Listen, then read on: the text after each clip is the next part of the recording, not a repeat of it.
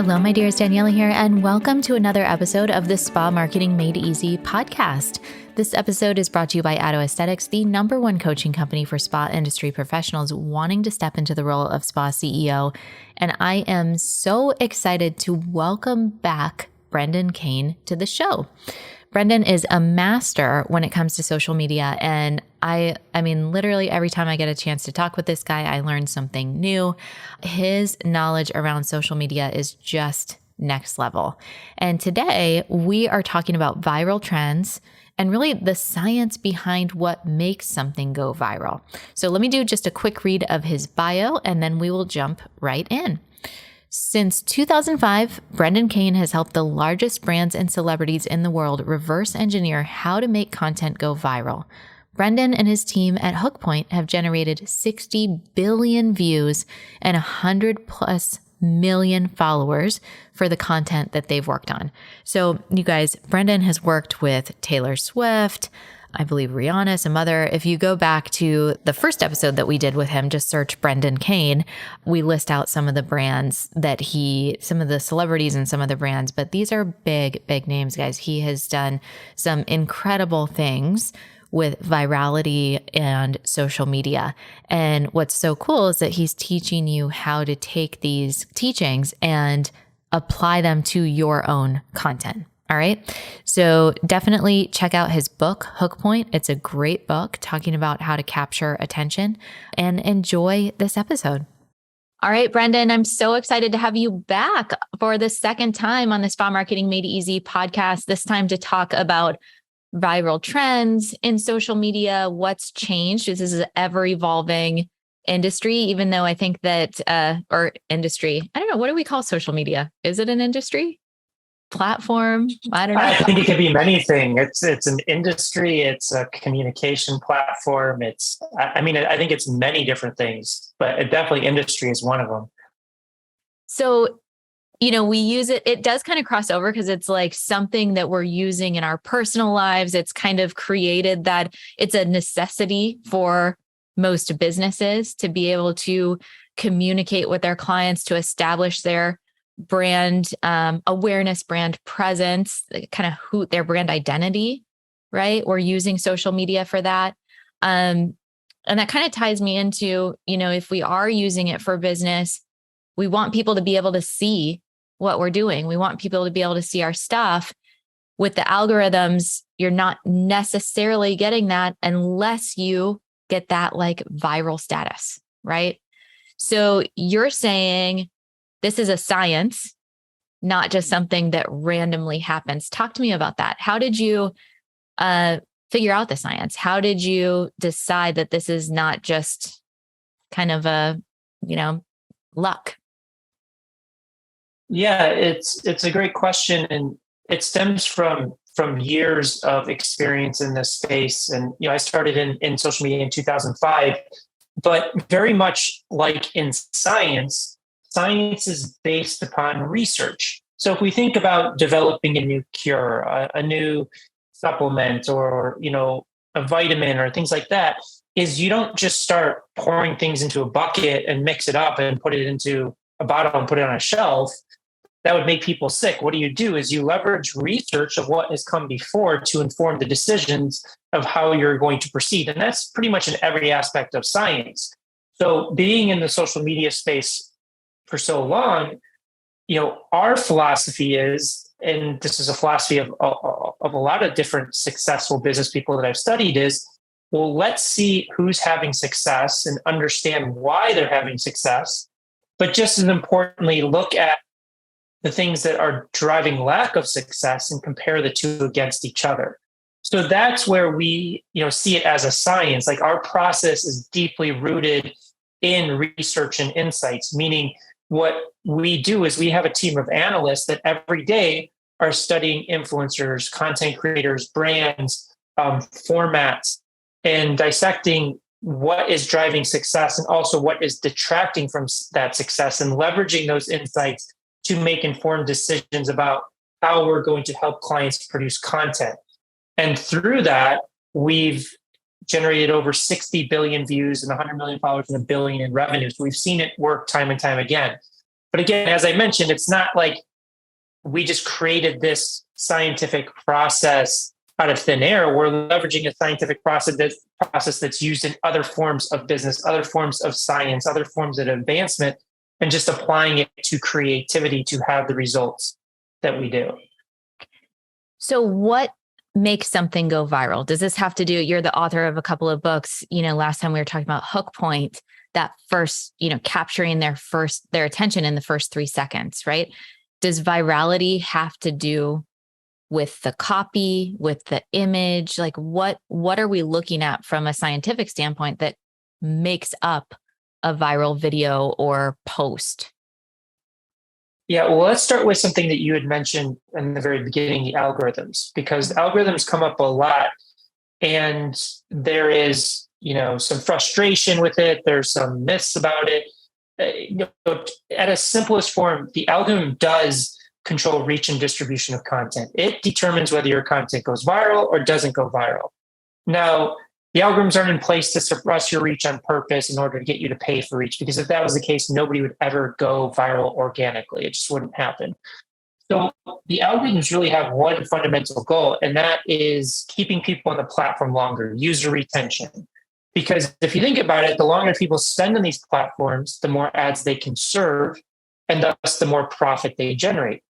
Mm-hmm. So because there's 4 billion people on social media pushing upwards of 200 billion messages into the world every day, needless to say, the algorithms have so much choice of the content that they can serve to people when they open up these apps. So what they're fundamentally looking for is, what is the content that can grab and hold attention for as long as possible with the widest possible audience, because that will fuel their underlying business goals and will fuel success of their platforms. They're not, unfortunately, going to get inside of your head and try and understand the intent of the exact audience that you're trying to reach with the exact message. It's too much. It's too much computational power to do that. In addition, why would you do that when you've got billions of pieces of content to choose from and choose the ones that can resonate with the masses? So in terms of, those are the two things you have to master, is grabbing attention and holding attention, with the caveat is it needs to happen with the general audience. How do we make the general audience care? And this is one of the biggest mistakes that people make, is they're operating off the old paradigm of the marketing philosophies that, understand your niche and create a specific message and piece of content just for that niche.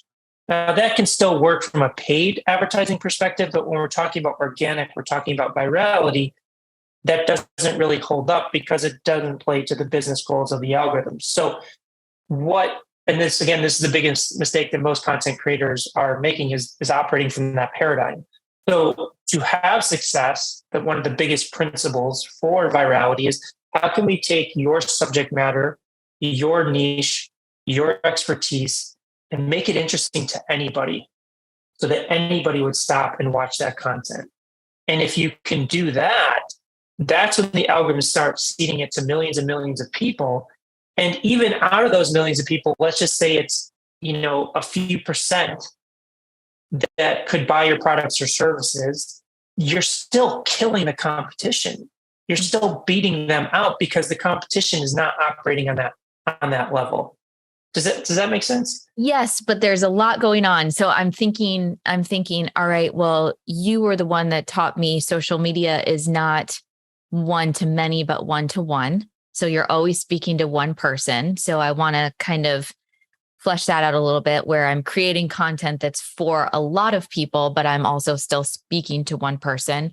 And then as far as, I've always been under the impression that we do create for our niche, right? We're talking to this one person. That's our, whoever our, avatar is, like, how can we talk to that one person and make sure that nothing else matters, right? So does everybody need to go viral?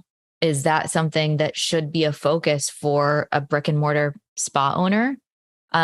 Or is this a strategy that's, dependent, like if you're trying to build a skincare brand that you want to go nationwide with? You see what I'm saying? Yeah, absolutely. So there's a few questions in there. The first one, does everybody need to go viral? Virality can mean many different things. I look at it from this perspective is, let's just say you as a spot owner, maybe you're getting an average of 1,000 views per video. And out of those 1,000 people viewing that content, maybe 500 are your core target audience that could buy your products or services, engage with you on that level. Now, let's just say we took that from 1,000 views per video to 100,000 views. And maybe that core audience drops. Maybe it drops down to 20% that can buy and engage with your product or services. Well, we just went from, with each video we create, reaching 500 potential customers to 20,000 with each piece of content. Mm-hmm. So that's kind of the way that I look at virality. When we talk about virality, it doesn't necessarily mean you have to generate millions or tens of millions of views in order to have success. But if you're going to put in the time, the energy, and effort to create content, especially from an organic perspective, well, why wouldn't you maximize that investment, whether it's time, resources, financial, to get the most out of that content?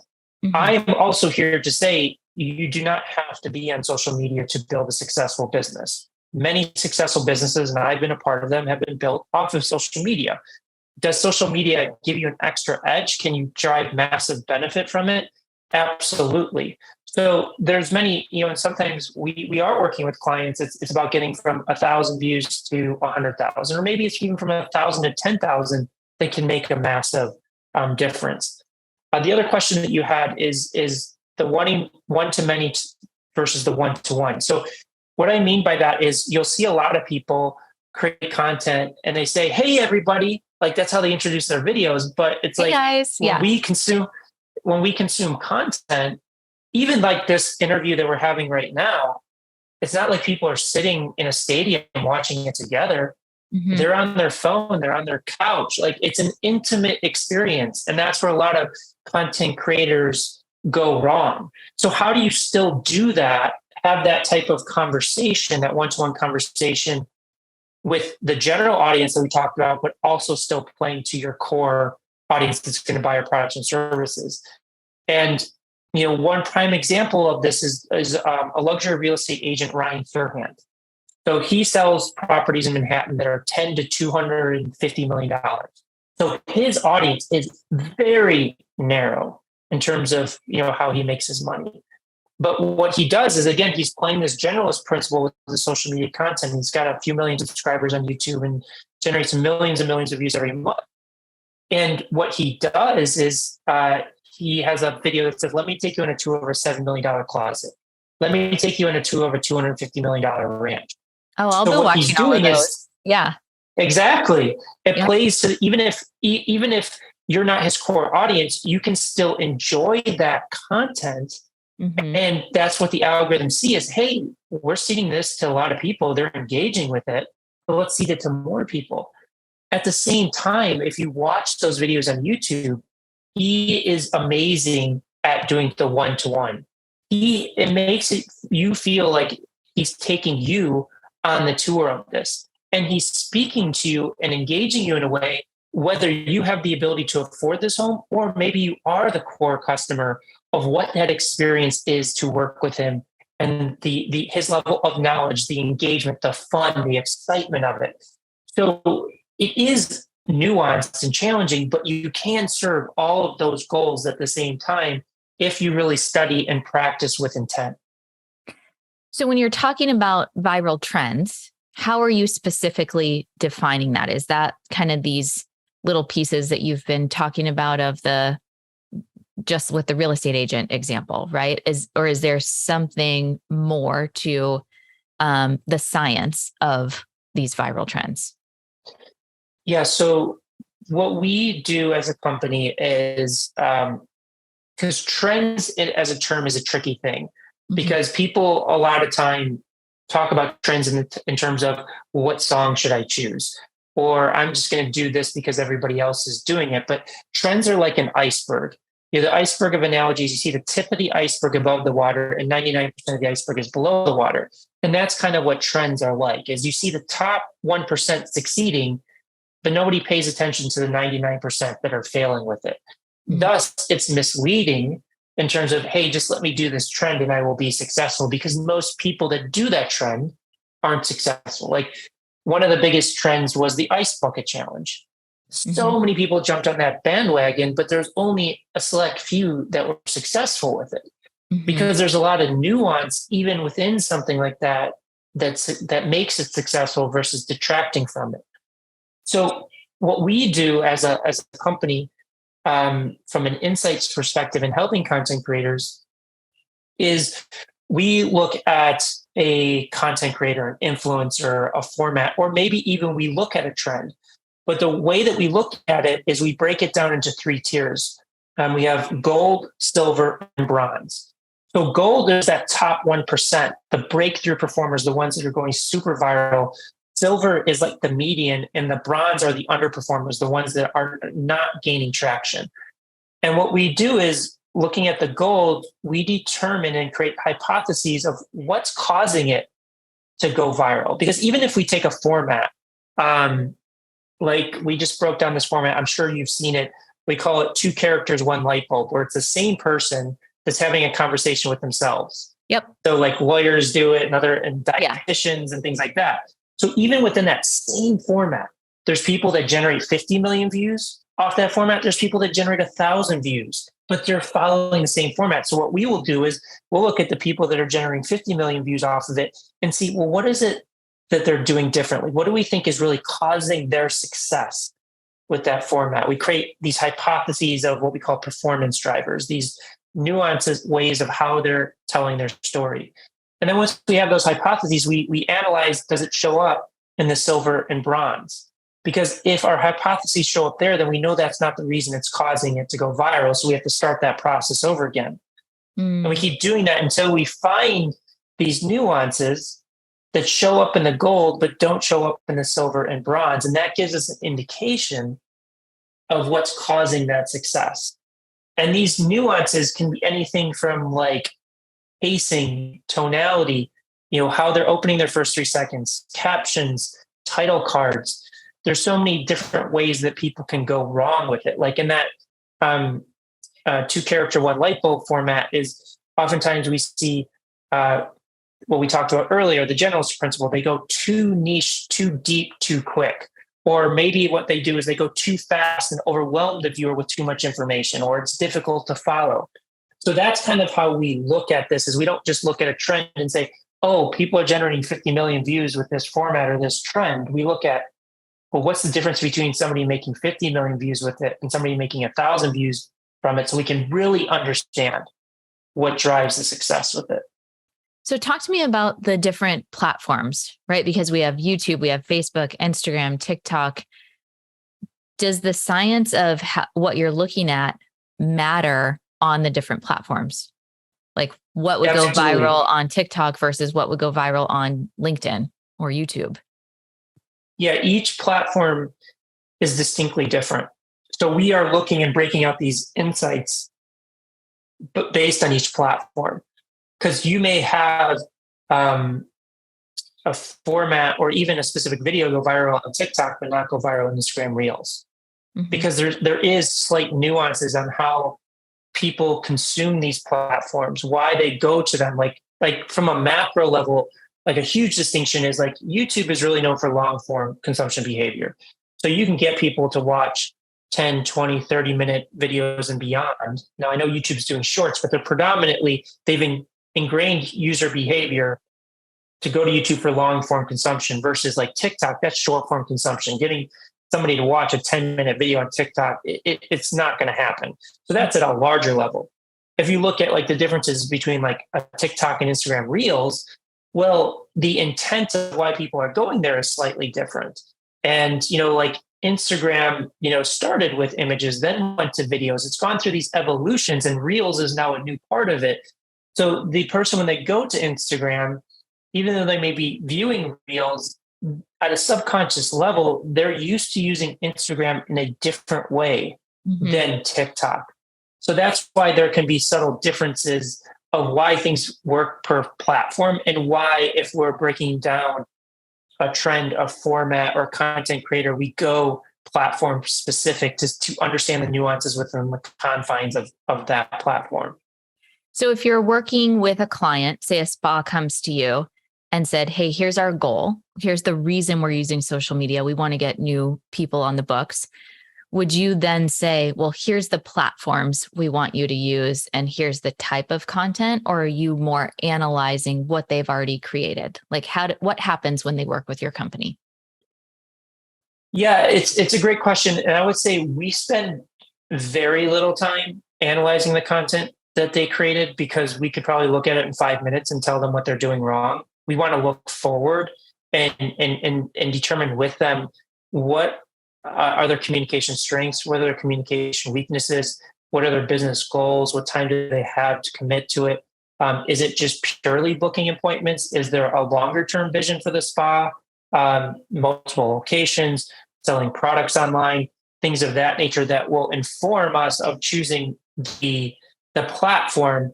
And then again, it also informs us of the types of formats that can be helpful. So again, our team is constantly doing analysis and research, so we can get on call with the client and say, okay, here's 3 different formats for TikTok or for YouTube or for Instagram, whatever it may be. Which one feels more comfortable for you in terms of the message you want to convey and your communication strengths and weaknesses?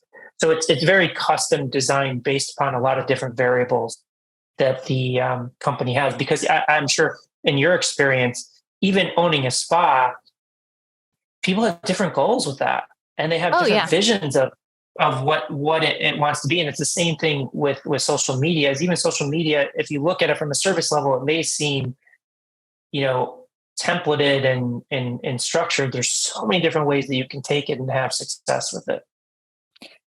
So one last question.